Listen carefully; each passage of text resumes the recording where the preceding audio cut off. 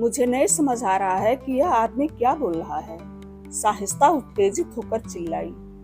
ओम शास्त्री एक पल के लिए चुप रहा और फिर बिना किसी चेतावनी के वहां मौजूद लोगों की धारणा के विपरीत अचानक वह जाग उठा। साहिस्ता, जो ओम शास्त्री के ज्यादा पास बैठी हुई थी, चौंक उठी और उससे दूरी बनाने की कोशिश में कुर्सी से गिर पड़ी। कमरे में अन्य सभी लोग भी हैरान हो गए। साहिस्ता ने सोचा कि यह कैसे संभव है। अभी 1 घंटा भी नहीं हुआ है। यह आदमी एकदम से होश में कैसे आ गया।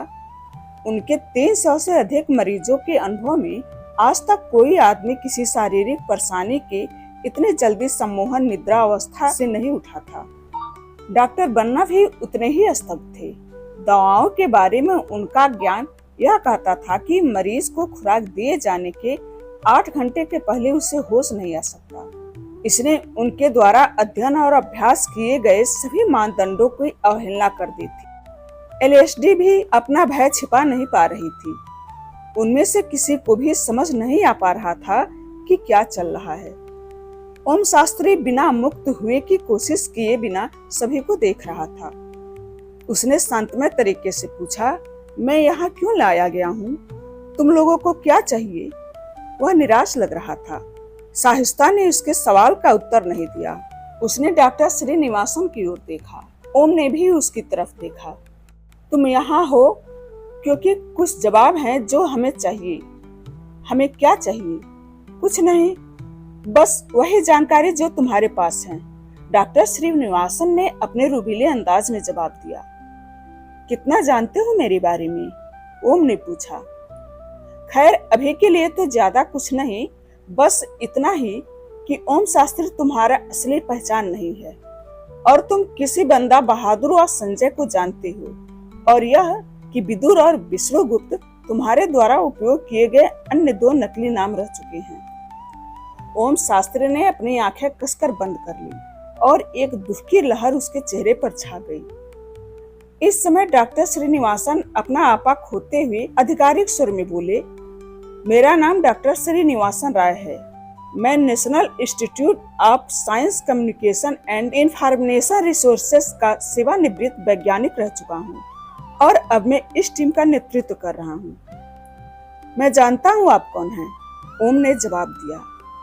डॉक्टर बन्ना ओम को दवा से इंजेक्ट करने के लिए उसके करीब गए। ओम ने शुरू में विरोध करने का प्रयास किया और चीखते हुए बोला, मैं मिडाजोलमा, फ्लूनाइटजोपाम, बार्बिट्यूरेट्स और अमोबार्बिटल से संरक्षित हूँ। उसकी तेज आवाज सुनकर 2 रक्षक उसे उसकी जगह पर थामे रखने के लिए आ गए। डॉक्टर बन्ना ने उन दवाओं के नाम सुनकर जो नार्कोटिक्स टेस्ट में प्रयोग की जाती है और जो उन्होंने अभी ओम शास्त्री को भी दी थी, आश्चर्यचकित रह गए, लेकिन उन्होंने कोई भाव नहीं व्यक्त किया। डॉक्टर साहिस्ता ने उसे अपने नियंत्रण में लेने के लिए उसकी ओर देखा। वे आराम से उसके सामने बैठी और उसकी आंखों में गहराई से देखने लगी। साहिस्ता की सुंदर आंखों में किसी भी व्यक्ति को सम्मोहित करने की जादू और शक्ति थी। वे बिना पलके झपकाए मधुर आवाज में बोलती थी। जब उन्होंने ओम शास्त्री के कंधों को छुआ, वह एकदम ढीला होकर एक तरफ लुढ़क गया। डॉक्टर श्रीनिवासन के मन में वे अजीब शब्द दर्ज हो गए। मैं जानता हूँ तुम कौन हो, जो ओम के लिए बिल्कुल नहीं कहना चाहिए था।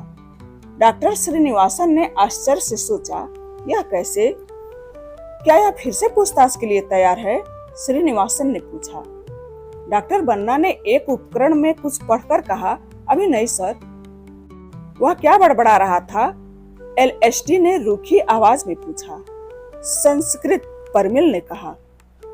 परिमल 35 वर्षीय था, जो महाराष्ट्र के सेतफल नामक गांव से आया था। वह स्वभाव से अंतर्मुखी था। उसने भारतीय इतिहास से पीएचडी की थी। उसका अपने विषय में ज्ञान असीमित था, लेकिन अपनी बात रखने के लिए उसमें आत्मविश्वास की कमी थी। उसके आत्मविश्वास में कमी का कारण था उसका हकलाना, जो उसके लिए दूसरों के साथ तालमेल बिठाने में सबसे बड़ी बाधा थी, और इसीलिए अक्सर उसे लोगों द्वारा नजरअंदाज किया जाता था। उसकी चुप्पी के कारण उसकी उपस्थिति या अनुपस्थिति का कोई प्रभाव नहीं था। परिमल 6 फीट से 2 इंच छोटा था। उसकी त्वचा चिकनी थी और वो बहुत खूबसूरत था। उसने भूरे रंग की चेक की शर्ट के साथ काले रंग की जींस पहन रखी थी और सफेद स्पोर्ट वाले जूते।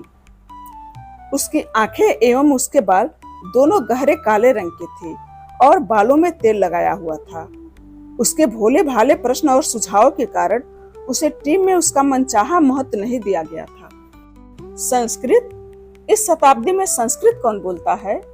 एलएसडी ने उत्तेजित होकर कहा। वह, परमल ने ओम शास्त्री की तरफ इशारा करते हुए कहा।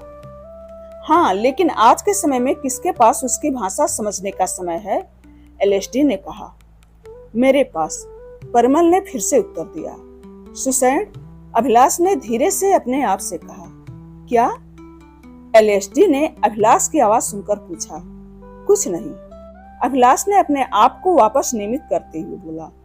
एलएसडी ने आग्रह करते हुए कहा, नहीं, मैंने तुम्हें उस आदमी द्वारा उस समय पहले लिए गए नामों को दोहराते सुना। अभिलाष ने जवाब दिया। सुसैन, हाँ, वही नाम। वह क्या है, बताओ मुझे, एलएसडी ने आग्रह किया। परमल भी बातचीत में शामिल हो गया। सुसैड बहुत ही कम इस्तेमाल किए जाने वाला शब्द है। मेरी जानकारी के अनुसार सुसैड रामायण में एक वैद्य का नाम था, जिसे भगवान श्री राम के छोटे भाई लक्ष्मण के लंका के युवराज मेघनाथ के द्वारा युद्ध में घायल होने पर संजीवनी नामक जड़ी बूटी, जो बहुत मुश्किल से हिमालय पर्वत पर पाई जाती है, वह मंगवाई थी। भगवान ने हनुमान जी को सुसैड की सलाह के अनुसार संजीवनी बूटी लाने का आदेश दिया था। हनुमान जी हिमालय पर्वत पर पहुंचने के बाद संजीवनी बूटी एवं अन्य जड़ी बूटियों में अंतर नहीं कर पाए और इसीलिए उन्होंने पूरा पर्वत ही अपने कंधों पर उठाकर कन्याकुमारी की ओर उड़ान भरी, ताकि सुसैड खुद ही चयन कर सके। हाँ, मैंने वह पौराणिक तस्वीर देखी है जिसमें हनुमान जी पहाड़ को लेकर उड़ रहे हैं। क्या तुम उसी की बात कर रहे हो? हाँ, लेकिन मुझे रामायण में सुसैड के अंत का कोई उल्लेख याद नहीं है। उस आदमी के बारे में सब कुछ असाधारण है। मैंने इससे पहले जो कुछ भी देखा है वह इसके करीब भी नहीं था, साहिस्ता ने कहा। वे अपने विचारों में खोई हुई थी। अपने मन में आए विचारों को रोकते हुए वे डॉक्टर श्रीनिवासन की ओर मुड़ी और विनम्रता से उनसे पूछा, सर, हमें कम से कम स्पष्ट रूप से यह पता होना चाहिए कि हम किस उद्देश्य से जांच कर रहे हैं। सबने जवाब की उम्मीद करते हुए डॉक्टर श्रीनिवासन की ओर देखा। तुम यहाँ इसी काम के लिए हो, डॉक्टर श्रीनिवासन ने कहा। इसीलिए अपने काम पर ध्यान दो और जितना हो सके उतना उससे बातें जानने की कोशिश करो, ताकि हम और अच्छे से जान सके कि हम क्या कर रहे हैं। डॉक्टर श्रीनिवासन साहिस्ता को घूरते हुए बोले। उनका स्वभाव बहुत रूखा था और साहिस्ता के चेहरे के भाव से यह लग रहा था कि उन्हें यह बात अच्छी नहीं लगी। सभी लोग काम पर वापस लग गए। परमल डॉक्टर बन्ना की तरफ गया और चिंतित स्वर में उनसे पूछा, डॉक्टर बन्ना, आप ठीक तो हैं ना? हाँ, बन्ना स्पष्टता परेशान दिख रहे थे। वे अपने आप को संभालते हुए बोले, क्या? हाँ, हम एक दूसरे को अच्छे से नहीं जानते, लेकिन हम यहाँ टीम की तरह काम कर रहे हैं। आपको कुछ परेशान लग रहे हैं, सब ठीक तो है ना? परमल ने चिंतित स्वर में कहा।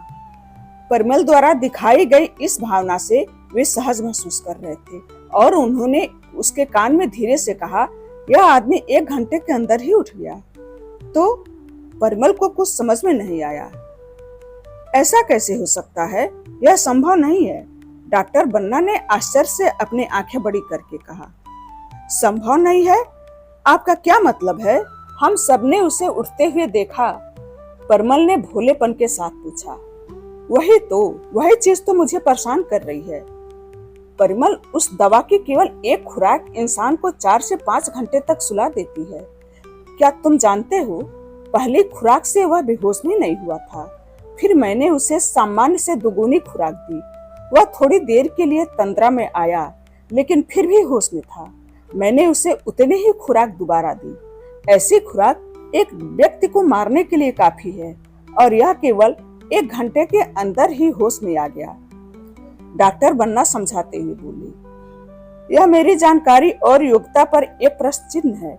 मुझे यह पता लगाना होगा कि यह कैसे हुआ, दृढ़ता से डॉक्टर बन्ना ने कहा।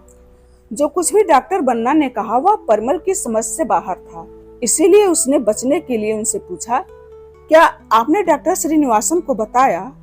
हाँ, मैंने बताया। शायद डॉक्टर श्रीनिवासन को ओम शास्त्री की ऐसी चीजों का ज्ञान है जिनके बारे में हम कुछ नहीं जानते। जब ओम शास्त्री ने डॉक्टर श्रीनिवासन को देखा तो उसने उन्हें उनके उपनाम से पुकारा। चिन्ना, उसे कैसे पता चला? परिमल हैरान था। इस कहानी का शेष हिस्सा अगले वीडियो में। धन्यवाद।